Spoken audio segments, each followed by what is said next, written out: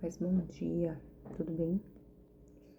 Passei aí mais um dia do nosso desafio de leitura bíblica. O dia de hoje é o dia 45. Nós vamos de Levítico do versículo 15 ao 16 e Mateus do 27, do 1 ao 26. Beleza? Bora lá. Vamos orar? Senhor, nós agradecemos a Ti por essa manhã. Nós entregamos este dia nas Tuas mãos. E pedimos que o Senhor venha trazer esclarecimento mais uma vez, Tua palavra, do Teu amor, do Teu Evangelho. Através da leitura se revela a Espírito Santo de Deus. Assim nós nos colocamos em nome de Jesus. Amém. Amém. Então, ontem nós vimos Levítico 14, que fala sobre o 13 falou a respeito das doenças de pele e depois o 14 como lidar com a cura das doenças de pele, né? Após estarem curados a lepra, como que eles deveriam fazer para se limpar o corpo, limpar as roupas e o local ali onde eles estavam, visto que essa era uma doença contagiosa da época. Agora o 15 a gente vai ver sobre a prática de como se manter limpo na sua vida cotidiana. Então, assim, homem a respeito de o seu fluxo corporal, a mulher a respeito do fluxo menstrual, vai dar orientações aí a respeito de purificação e sobre você obedecer a Deus. A gente começa aí falando a respeito do homem. Bora lá. Disse mais o Senhor a Moisés e a Arão: falai aos filhos de Israel e dizei-lhes: qualquer homem que tiver fluxo seminal do seu corpo será imundo por causa do fluxo. Esta, pois, será a sua imundícia por causa do seu fluxo, se o seu corpo vaza o fluxo, ou se o seu corpo o estanca. Esta é a sua imundícia. Então, assim, não era comum você deixar isso acontecer. Esse fluxo vazar, vou colocar assim. Esse processo de se aliviar do fluxo. Então, isso não era comum. Aí vai dizer, toda cama que se deitar, o que tiver fluxo será imunda, e tudo sobre o que se assentar será imundo. Qualquer um que tocar a cama lavará suas vestes e banhar-se-á em água, e será imundo até a tarde. Aquele que se assentar sobre aquilo em que se assentara, que tem o fluxo, lavará suas vestes, banhar-se-á em água, e será imundo até a tarde. Quem tocar o corpo do que tem o fluxo, lavará suas vestes, banhar-se-á em água e será imundo até a tarde. Se o homem que tem o fluxo cuspir sobre uma pessoa limpa, então esta lavará suas vestes, banhar-se-á em água e será imunda até a tarde. Também toda cela em que cavalgar, o que tem o fluxo será imunda. Qualquer que tocar qualquer coisa que esteve debaixo dele será imundo até a tarde. E aquele que ia lavará suas vestes, banhar-se-á em água e será imundo até a tarde. Também todo aquele em quem tocar o que tiver o fluxo, sem haver lavado as suas mãos em água, lavará suas vestes, banhar-se-á em água e será imundo até a tarde. O vaso de barro em que tocar o que tem fluxo será quebrado, porém todo vaso de madeira será lavado em água. Então, fluxo corporal masculino, né? Fluxo seminal, vamos colocar assim. Então, essa pessoa era considerada imunda, desde que ela tivesse algo que fosse contínuo, né? É lógico que as pessoas contavam? Eu acho que não. Sinceramente, eu acho que as pessoas não contavam, né? Mas era para pelo menos ela ter esse cuidado, né? De não deixar esse fluxo vazar, não se sentar em todo lugar, nem se colocar em qualquer lugar. E se ela tivesse, ela devia ter um hábito aí de tomar um banho todos os dias aí, para poder, pelo menos, se manter aí dentro dos conformes. Ó, deixa eu ler aqui para vocês. A principal instrução era que ele deveria se separar do acampamento por um período específico e assim evitar a contaminação do ambiente sagrado. Isso não apenas demonstrava a importância da pureza, mas também simbolizava a necessidade da distância espiritual em momentos de impureza. Então mostra aí que eles tinham que ter esse cuidado. Vamos do 13 para frente. Quando, pois, o que tem fluxo dele estiver limpo, tornar-se-ão 7 dias para a sua purificação. Lavará suas vestes,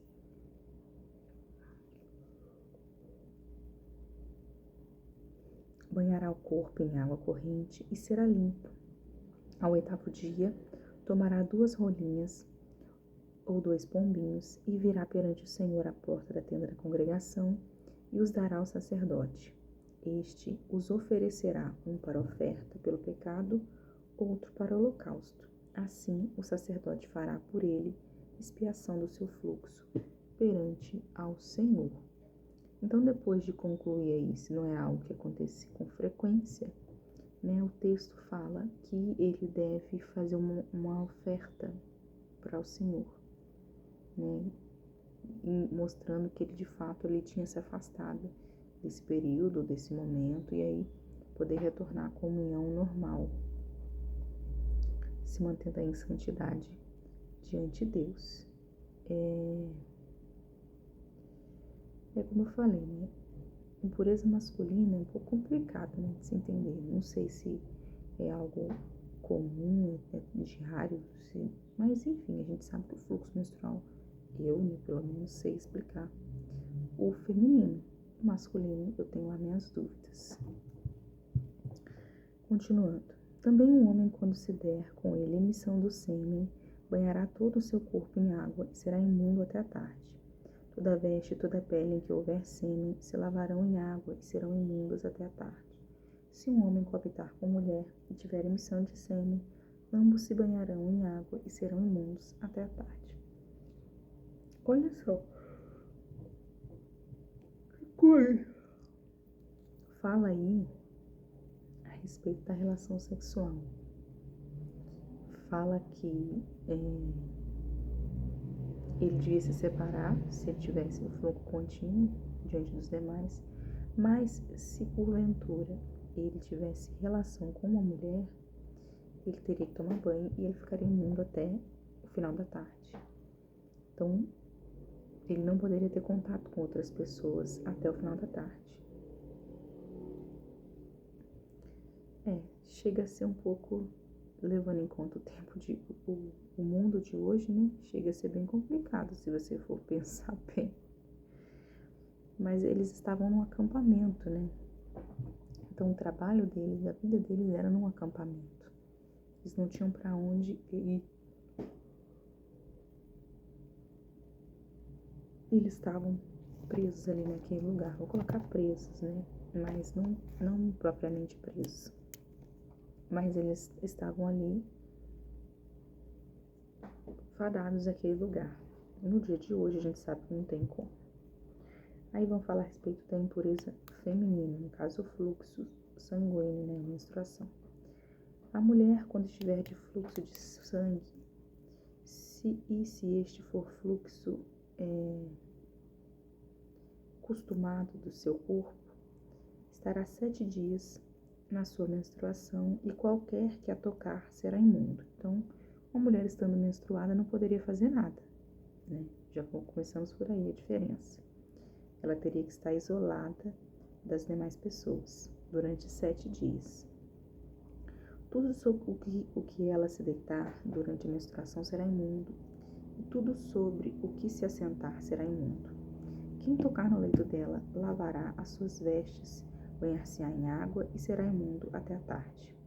Quem tocar alguma coisa sobre que ela se estiver assentado, lavará as suas vestes, banhar-se-á em água e será imundo até a tarde. Então, ela basicamente teria um lugar para dormir e ninguém mais poderia deitar ali junto com ela, somente ela. Também quem tocar qualquer coisa que estiver sobre a cama ou sobre aquilo que ela se assentou, este será imundo até a tarde. Se um homem coabitar com ela e a sua menstruação estiver sobre ele, será imundo por 7 dias, e toda a cama sobre ele se deitar será imundo. Então fala aí que se ela tiver relação com algum homem dessa maneira, esse homem também cumpre esse prazo aí de 7 dias junto com ela, né? E qualquer um que colocar a mão no lugar que ela está deitada também fica imundo, só que aí até a tarde. 25. Também a mulher, quando manar fluxo do seu sangue por muitos dias fora do tempo de sua menstruação, ou quando tiver fluxo de sangue por mais tempo do que o costumado, todos os dias, do fluxo será imunda, como nos dias da sua menstruação. Toda cama sobre que se deitar durante os dias de seu fluxo, ser-lhe-á como cama da sua menstruação. E toda coisa sobre que se assentar será imunda, conforme a impureza da sua menstruação. Quem tocar será imundo, portanto, lavará as suas vestes, banhar-se-á em água, será imundo até a tarde. Então, vamos supor, a mulher que do fluxo de sangue, ela, enquanto estivesse com fluxo de sangue, ela estaria imunda. Realmente, aquela mulher, ela não poderia sair. Ali, no caso, era uma hemorragia, né? Fora dos seus dias. Realmente, diante da lei de Moisés, aquela mulher, ela não estaria apta para poder estar ali diante das outras pessoas. Mas ela fez, né? Assim ela o fez. 28. Porém, quando lhe cessar o fluxo, então, se contarão 7 dias e depois será limpa. Então, na verdade, assim, a mulher do fluxo, um fluxo diferente, que não seja a sua menstruação, ela, depois que ele parar, ela contaria 7 dias para poder ficar limpa. E depois ela oferecerá uma oferta pelo pecado e outra pelo holocausto, do mesmo jeito que da outra vez do outro rapaz, né? Fará por ela expiação do fluxo de sua impureza perante o Senhor. Assim separareis os filhos de Israel das suas impurezas, para que não morram nelas ao contaminarem o seu tabernáculo, que está no meio deles. Essa é a lei daqueles que têm fluxo, e daquele com quem se dá a emissão do sêmen, que fica por ela imundo, e também da mulher passível de sua menstruação, e daquele que tem o fluxo, seja homem ou mulher, ou do homem que se deita com mulher imunda. Então,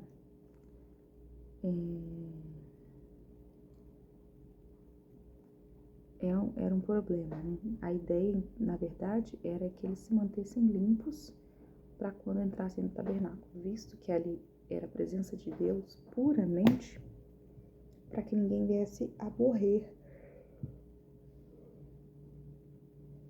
se entrasse despreparado.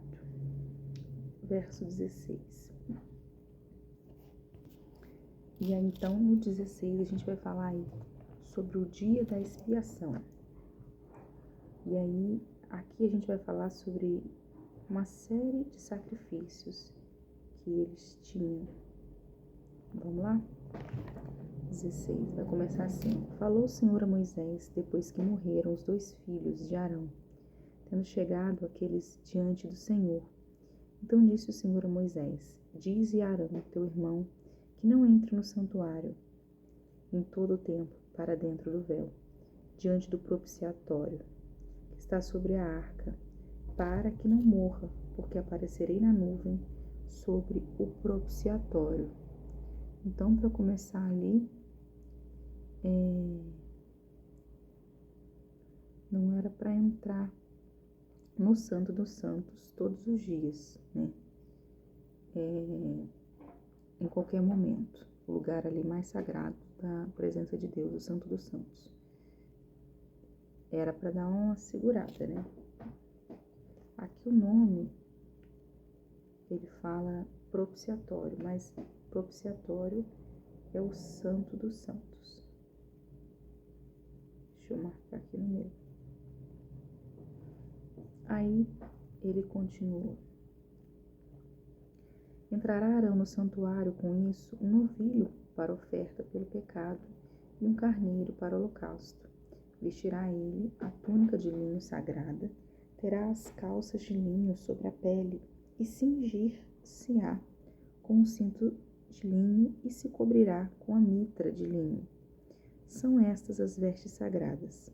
Banhará o seu corpo em água, e então as vestirás. Da congregação dos filhos de Israel, tomará 2 bodes para oferta pelo pecado e um carneiro para o holocausto. Então aqui fala a respeito da preparação aí para o sacrifício e a roupa ali que ele tinha que estar usando, né, que era extremamente importante ali para aquele sacrifício. Fala também de 2 animais ali que deveriam estar naquele local, né? Cadê?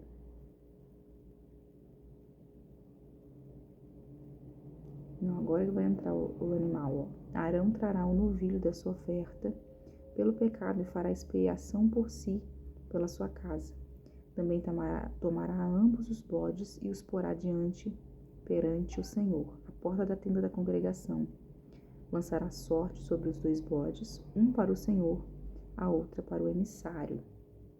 Arão fará chegar o bode sobre o qual cair a sorte para o Senhor e o oferecerá por oferta pelo pecado.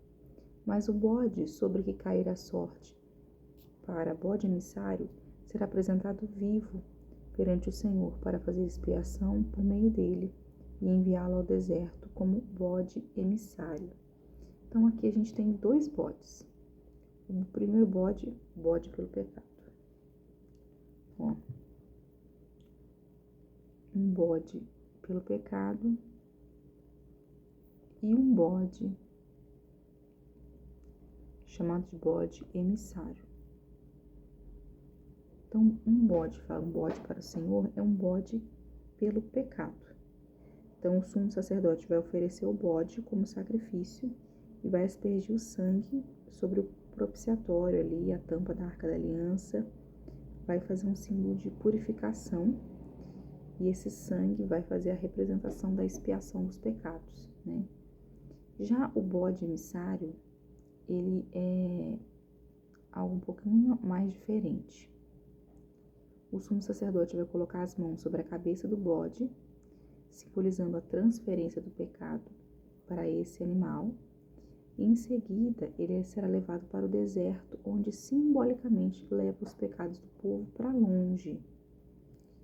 Então, além de um morrer pelos pecados, o outro vai levar os pecados para longe.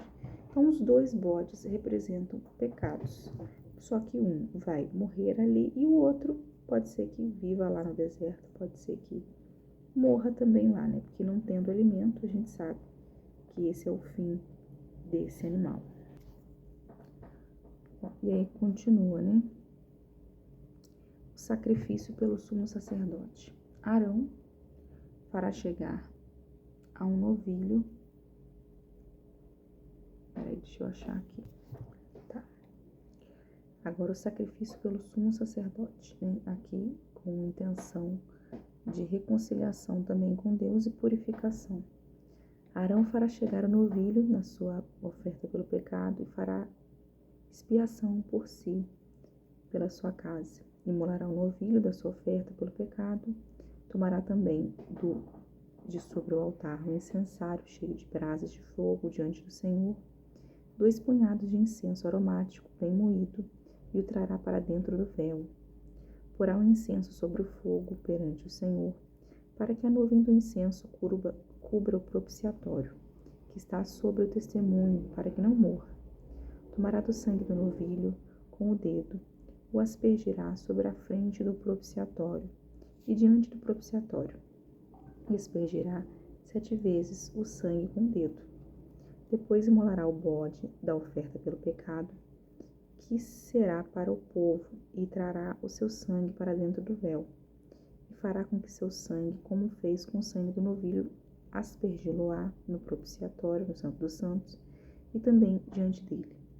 Assim fará expiação pelo santuário, por causa das impurezas dos filhos de Israel, das suas transgressões, de todos os seus pecados. Da mesma sorte, fará pela tenda da congregação que está com eles, no meio de suas impurezas. Nenhum homem estará na tenda da congregação quando ele entrar para fazer propiciação no santuário, até que ele saia depois de feita expiação por si mesmo e pela sua casa e por toda a congregação de Israel. Então sairá ao altar que está perante o Senhor e fará expiação por ele. Tomará do sangue do novilho e do sangue do bode e porá sobre os chifres do altar ao redor. Do sangue aspergirá com o dedo 7 vezes sobre o altar e o purificará e o santificará das impurezas dos filhos de Israel. Havendo, pois, acabado de fazer expiação pelo santuário, pela tenda da congregação e pelo altar, então fará chegar o bode vivo. Arão porá ambas as mãos sobre a cabeça do bode vivo, sobre ele confessará todas as iniquidades dos filhos de Israel, todas as suas transgressões, todos os seus pecados, e os porá sobre a cabeça do bode, e enviá-lo-á ao deserto pela mão de um homem, a posição para isso. Assim, aquele bode levará sobre si todas as iniquidades deles, para a terra solitária, e o homem soltará o bode no deserto. Olha esse texto, ele parece com aquela que lembra, né? Ele levou sobre si todas as nossas dores e as nossas enfermidades. Verso 11. Assim aquele bode levará sobre si todas as iniquidades deles para a terra solitária, e o homem soltará o bode no deserto. Depois então, realmente, o antigo reflete o novo. E essa passagem, né, reflete o sacrifício que Jesus fez por nós na cruz, né? Simbolicamente, assim como haviam 2 bodes, né? Não eram 2 pessoas que foram sacrificadas, mas um sacrifício só, santo e perfeito de um homem. Mas aqui haviam 2 animais, um pelo pecado, outro pelos pecados que deviam ser deixados, né? Pecado que deviam ser abandonados, deviam ser enviados para longe. Esse era o sentido de um bode, ser mandado para longe, para ir para longe, e o outro morrer ali, para que eles fossem cessados ali. Fala tanto o sacerdote tinha esses 2 sacrifícios, como também o próprio sumo sacerdote fazia esse sacrifício pelo povo, né, com também 2 animais. Deixa eu continuar aqui no 23. Depois Arão virá à tenda da congregação, despirá as vestes de linho que havia usado quando entrara no santuário, e ali as deixará. Banhará o seu corpo em água no lugar santo, e porá suas vestes. Então sairá e oferecerá o seu holocausto, e o holocausto do povo, e fará expiação por si e pelo povo. Também queimará a gordura da oferta pelo pecado sobre o altar.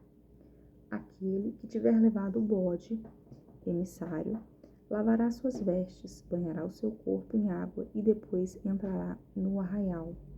Mas o novilho e o bode da oferta pelo pecado, cujo sangue foi trazido para fazer expiação pelo santuário, serão levados fora do arraial, porém as suas peles, a sua carne e o seu excremento se queimarão. Aquele que o queimar lavará suas vestes, banhará o seu corpo em água e depois entrará no arraial. Então, lembrando que aquele que fizesse parte do santuário, ele deveria também se limpar, além de quem estava fazendo o sacrifício, de certa forma aí, separar esse momento para estar se limpando através do próprio sacrifício. Quem auxiliasse ele de alguma maneira também deveria se limpar. Esse sacrifício aí feito pelo sumo sacerdote, para que eles fossem perdoados e para que eles não viessem a morrer, como Nadab e Abiú, os filhos de Arão, se apresentaram ali diante de Deus com fogo estranho e foram consumidos. 29. Isso vos será por estatuto perpétuo do 7º mês, aos 10 dias do mês. Afligireis a vossa alma, e nenhuma obra fareis, nem o natural, nem o estrangeiro que peregrina entre vós. Porque naquele dia se fará expiação por vós, para purificar-vos, e serei purificados de todos os vossos pecados perante o Senhor. É sábado de descanso solene para vós, outros, e afligireis a vossa alma. É estatuto perpétuo. Quem for ungido e consagrado para oficiar como sacerdote no lugar de seu pai, fará a expiação,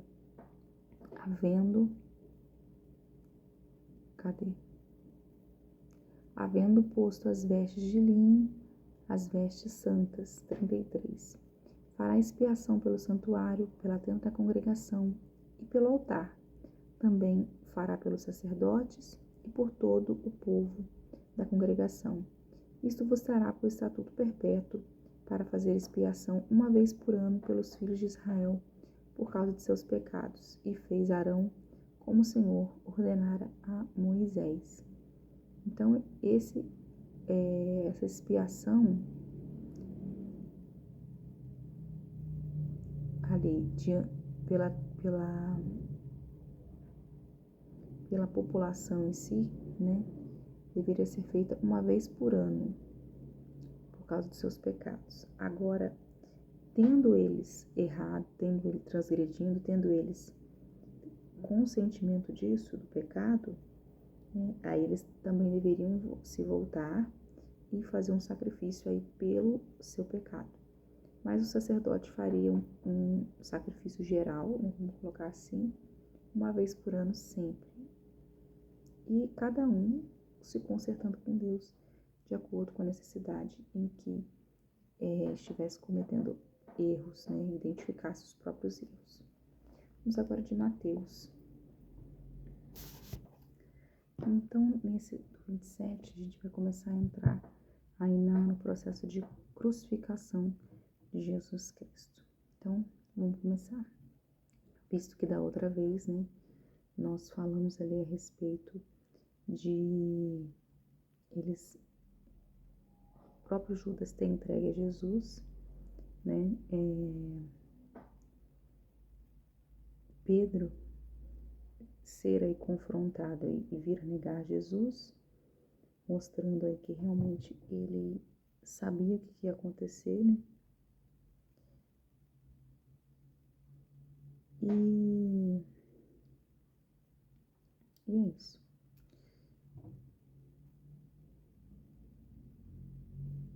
Verso 27 diz assim, ó, ao romper o dia, todos os principais sacerdotes e os anciãos do povo entraram em conselho contra Jesus para o matarem. Amarrando, levaram-no e o entregaram ao governador Pilatos. Então Judas, o que o traiu, vendo que Jesus fora condenado, tocado de remorso, devolveu os 30 moedas de prata aos principais sacerdotes e anciãos, dizendo, pequei, traindo sangue inocente. Eles, porém, responderam, que nos importa? Isto é contigo. Olha só que coisa, né? Então, a gente tem aí, ó, um momento em que a emoção entra aí nessa situação. Pilatos entregando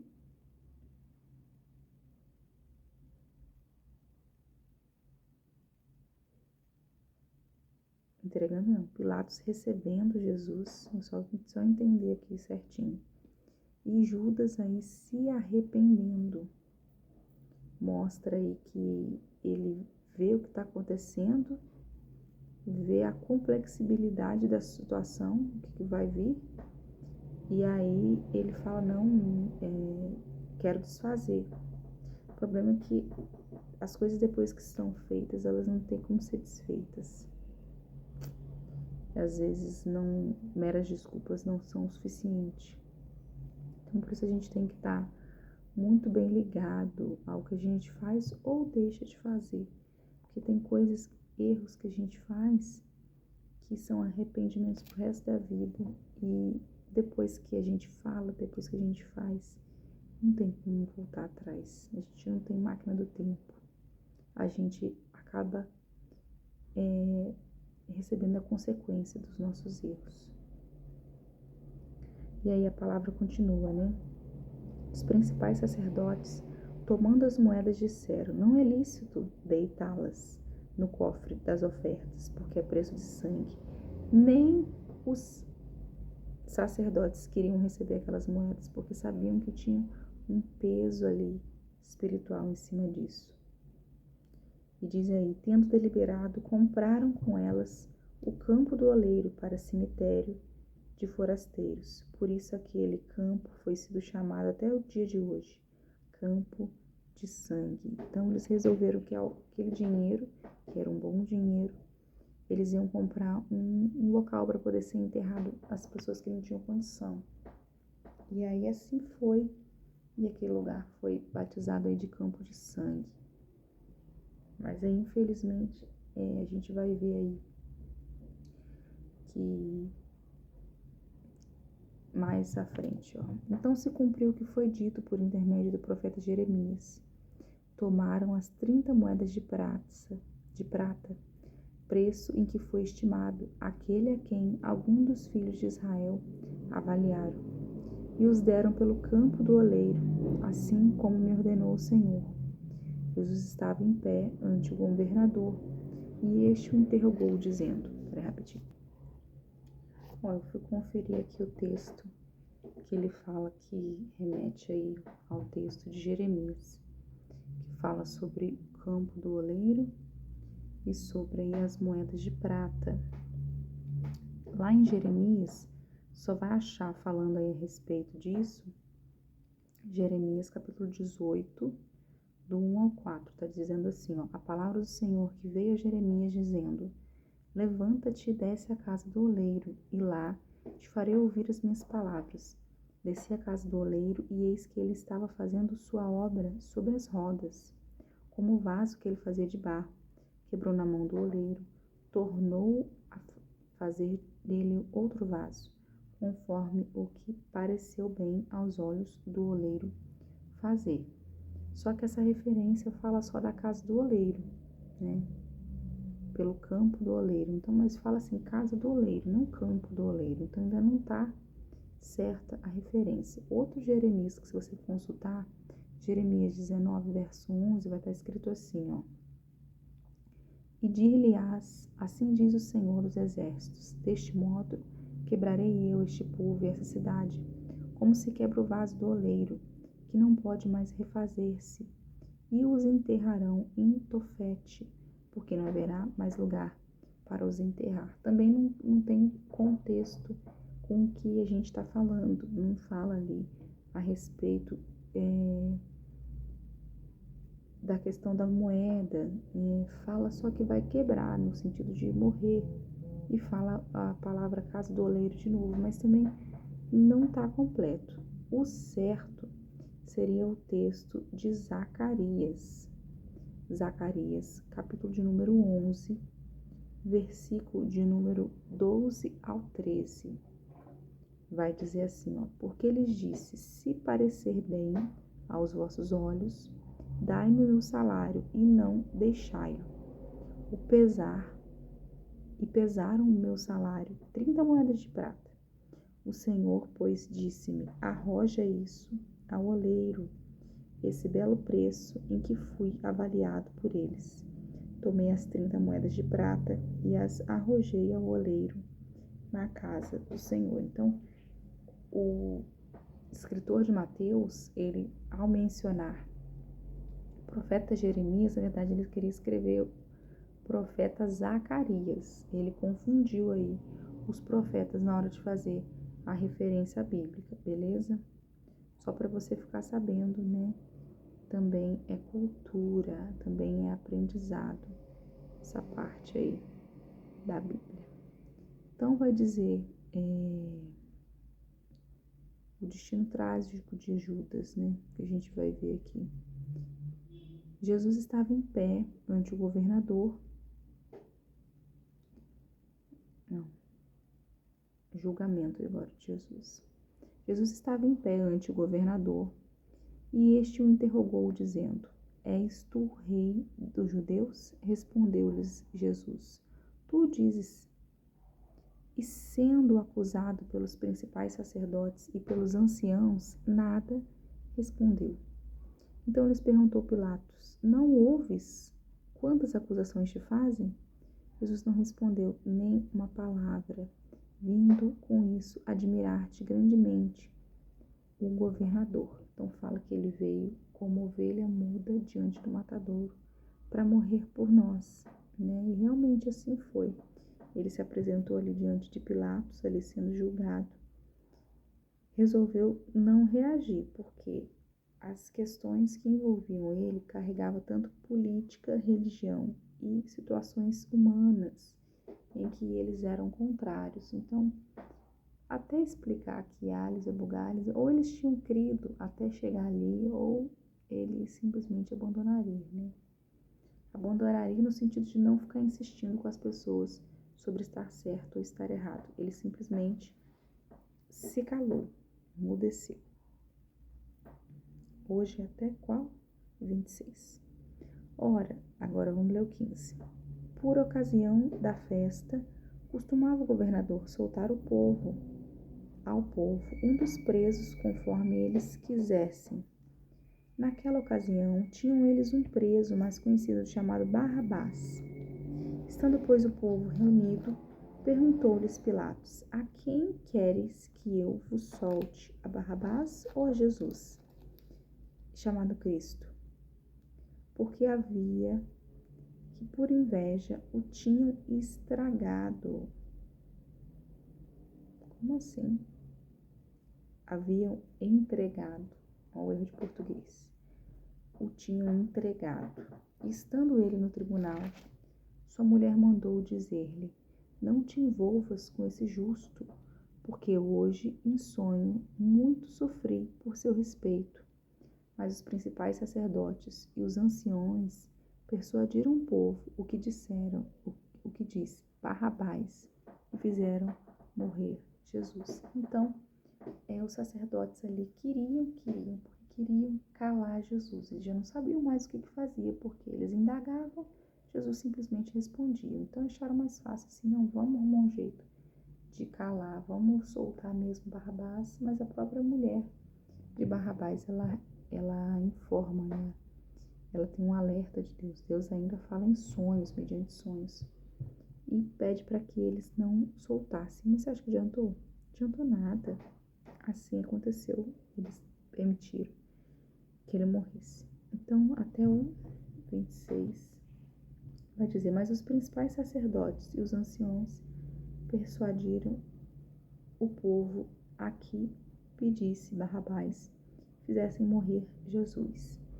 De novo perguntou-lhes o governador: Qual dos dois queres que eu vos solte? Responderam eles: Barrabás. Replicou-lhes Pilatos: Que farei então de Jesus quando chamado Cristo? Seja crucificado? Responderam todos. Então, ele sabia das profecias do Cristo, do Messias. E se esse era o Cristo, se ele era o Messias, entendedor aí da palavra, ele ainda tentou dar uma alertada: gente, mas se é o Cristo, se é o Messias, vocês vão matar ele? É isso mesmo? Mas a resposta que ele obteve do povo foi essa, que eles tinham sim que matar aquela pessoa. O momento culminante desse julgamento ocorre quando Pilatos oferece à multidão a escolha. Já li.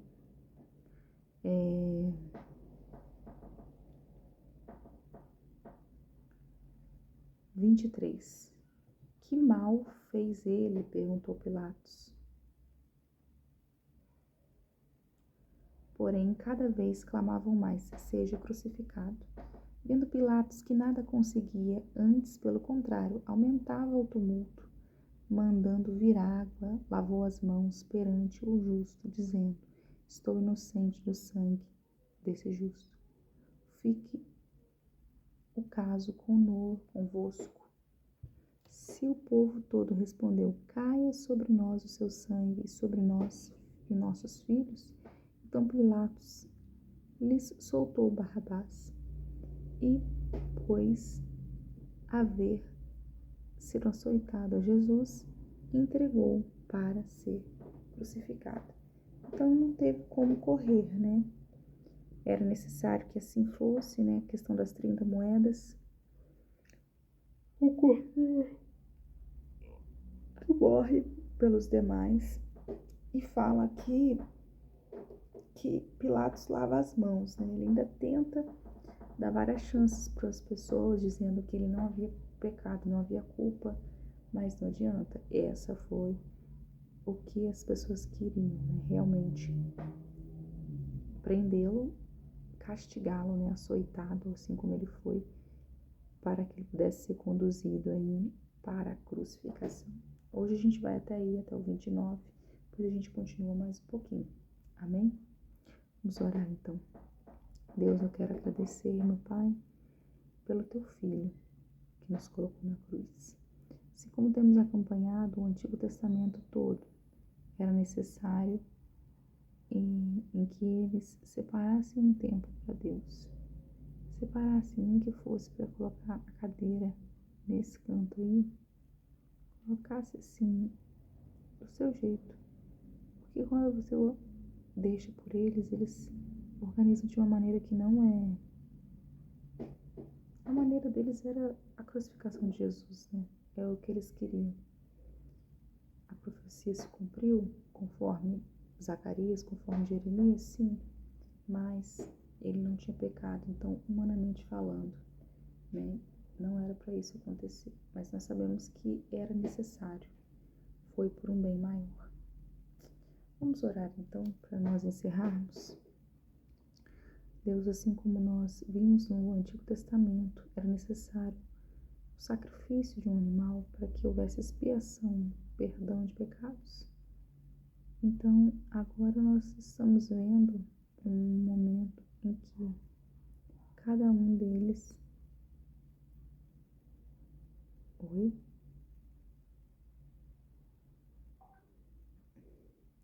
Cada um deles se coloca ali diante de Deus, separa um momento ali para estar com Ele, seja de manhã, seja de saída, seja do que for. Ele diz assim pra mim: eu te amo. E a gente sabe que isso não enche, mas o sacrifício que Ele fez por nós na cruz, isso sim, enche, preenche as nossas vidas, os nossos corações. Ele foi feito uma grande valia, como os animais estavam ali vivos e ora mortos, ora enviados para o deserto, para que eles fossem perdoados. Também havia negligência da parte dos cristãos. Então esse que é o porém, a negligência. A negligência deixa a gente, acaba deixando que a pessoa faça errado, mas não sabendo o que é certo. E é isso, sobre isso que eu tinha para hoje. Espero que vocês tenham entendido algo. Caso não, eu vou estar aí. Caso não, eu vou estar aí para tirar as dúvidas de vocês. Mas deu para compreender a respeito dos dois animais, né? Os dois bodes. Os dois sacrifícios. Ele, Jesus, é o nosso sacrifício. Ele é quem morreu por nós. E nós somos gratos por isso. Amém? Amém, é isso então. Obrigada por você que esteve aí com a gente até aqui. E até a próxima, aonde nos encontraremos. E aí sim, veremos a questão da crucificação acontecendo.